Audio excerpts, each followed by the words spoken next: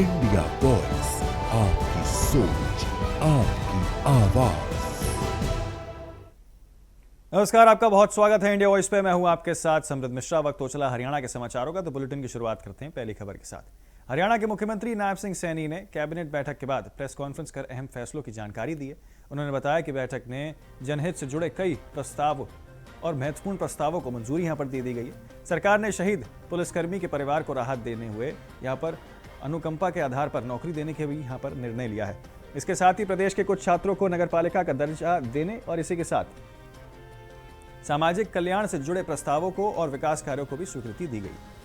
मुख्यमंत्री ने कहा कि सरकार संवेदनशीलता, पारदर्शिता और विकास को प्राथमिकता देते हुए त्वरित निर्णय ले रही है।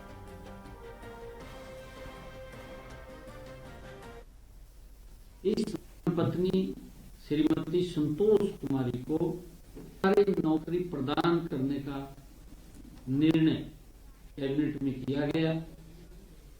उन्हें कैंपूर महर्षि दयानंद विश्वविद्यालय रोहतक में पीजीटी गणित ग्रुप बी के पद पर सरकारी नौकरी दी जाएगी।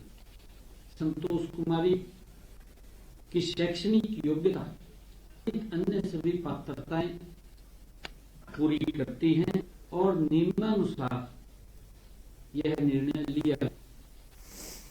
मंत्रिमंडल ने इस मामले में भी सहानुभूतिपूर्वक विषय मानवीय एवं नीतिगत प्रदान करने का फैसला किया है।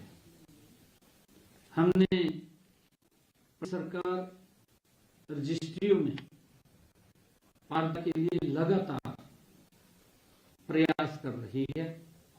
कच्ची कॉलोनियों में रजिस्ट्रियों पर पूर्ण प्रतिबंध है।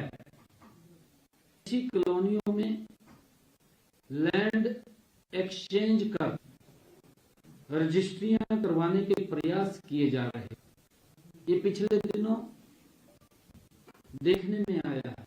इस पर अंकुश के लिए भी सरकार ने कड़े कदम उठाए हैं। अब कचनियों में भूमि रजिस्ट्री के लिए एक्सचेंज पर पूर्ण प्रतिबंध रहेगा। सभी पत्रकार छायाकार मित्रों को मैं ये कहना चाहता हूं कि आज की कैबिनेट में एक महत्वपूर्ण फैसला ये भी किया गया है। देश के यशस्वी प्रधानमंत्री आदरणीय नरेंद्र मोदी के नेतृत्व में देश में सशक्तिकरण को एक संकल्प के रूप में आगे बढ़ाया गया है।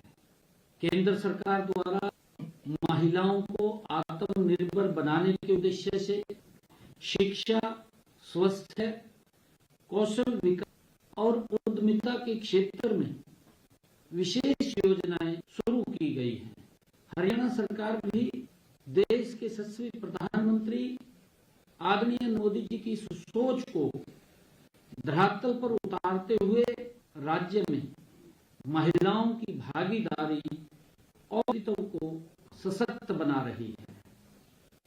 आदरणीय मंत्री जी ने भारत को 2047 तक विकसित राष्ट्र बनाने का ये विजन देश के समक्ष रखा है।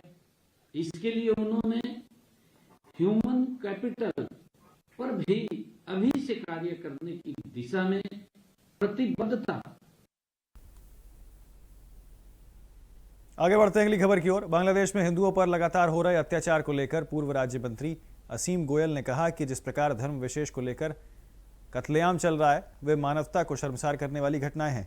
अंतर्राष्ट्रीय मंचों के ऊपर जिस प्रकार से आतंकवाद को बढ़ावा देने वाले देश के प्रति नजरिया कुछ देश अपनाते हैं, उनके ऊपर यह सवाल खड़ा होता है। इंसान की कीमत सबसे ऊपर है और इस घटना पर देश के प्रधानमंत्री और गृह मंत्री नजर बनाए हुए हैं। देखिए, जिस प्रकार से धर्म को लेकर लगातार एक धर्म विशेष को लेकर, हिंदू धर्म को लेकर जिस प्रकार से लगातार कत्लेआम चल रहा है, मैं समझता हूं कि किसी भी नाते ये मानवता को शर्मसार करने वाली घटनाएं हैं। और जो अंतर्राष्ट्रीय मंचों के ऊपर जिस प्रकार से आपने देखा होगा, एक हिमायतीपना, एक आतंकवाद को प्रायोजित करने वाले देश के प्रति जो नजरिया कुछ देश अपनाते हैं, आज उनके लिए भी एक सवाल खड़ा होता है, क्योंकि इंसान की जान की कीमत मैं समझता हूँ किसी धर्म से भी है, उसकी जान की कीमत बहुत बड़ी होती है। और ये नृशंसता जो है, ये जो जघन्यता से हुई जो मैं समझता हूँ हत्याएं हैं, इनका रोकथाम होनी चाहिए। और हमारे नरेंद्र मोदी जी और हमारे गृह मंत्री अमित शाह जी लगातार पूरी घटना के ऊपर जो है नजर बनाए हुए हैं।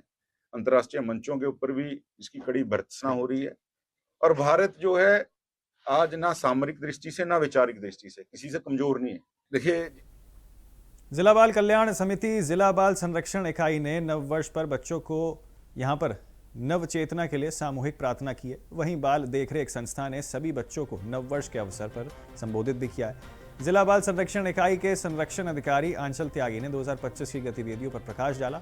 बाल कल्याण समिति के अध्यक्ष अशोक कुमार रोहिला ने बताया कि ये केवल कैलेंडर बदलने का बात नहीं है, बल्कि मन, क्रम और विचारों में नई रोशनी भरने का अवसर होता है, जहां हर व्यक्ति पुराने अपने अनुभवों से सीखता है और बेहतर भविष्य के लिए नई दिशा में तय करता है।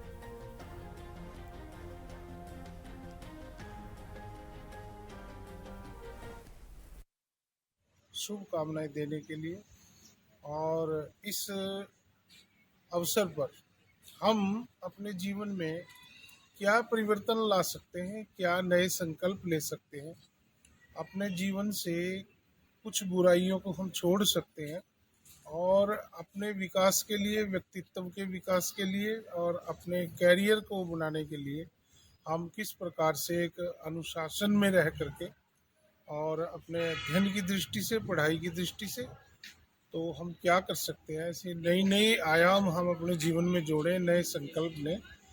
तो यह विषय आज बच्चों के साथ साझा किए गए और उनको नव वर्ष की जो है वो बधाई, शुभकामनाएं दी गई और यहाँ पर बहुत अच्छा आज बच्चों के साथ हमारा कार्य। अंबाला कैंट नागरिक अस्पताल में अपनी बहन के साथ एक्सरे करवाने आई बच्ची के साथ रेडियोग्राफर ने अश्लील हरकत की है। बच्ची ने बहन को आपबीती सुनाई तो मामला थाने पहुंच गया, जहां पुलिस ने आरोपित को गिरफ्तार कर कान पकड़वाए और पैदल अस्पताल तक परेड भी करवाई है। बताया जा रहा है कि युवक सीआरपीएफ में ड्यूटी दे चुका है और पहले भी छेड़छाड़ की घटना को अंजाम दे चुका है। एक बच्ची हॉस्पिटल में अपने सिस्टर के साथ एक्सरे करवाने के लिए गई थी और उस बच्ची के साथ एक एक्सरे करने वाला लड़का था, रेडियोलॉजिस्ट था जो एक्सरे करने वाला, उसने उसके साथ अटेम्प्ट किया, जो कि बहुत ही घिनौनी और निंदनीय हरकत उसने की है, जिसके खिलाफ एफआईआर तुरंत प्रभाव से दर्ज रजिस्टर की गई और उसको तुरंत प्रभाव से हमने कल उसको गिरफ्तार कर लिया था। हाँ बिल्कुल, पोक्सो के दिन हमने इसमें एफआईआर दर्ज की है और जब इसकी हिस्ट्री का पता किया तो इसके खिलाफ पहले भी एक रेप का मामला 2017 में रजिस्टर है। कल एक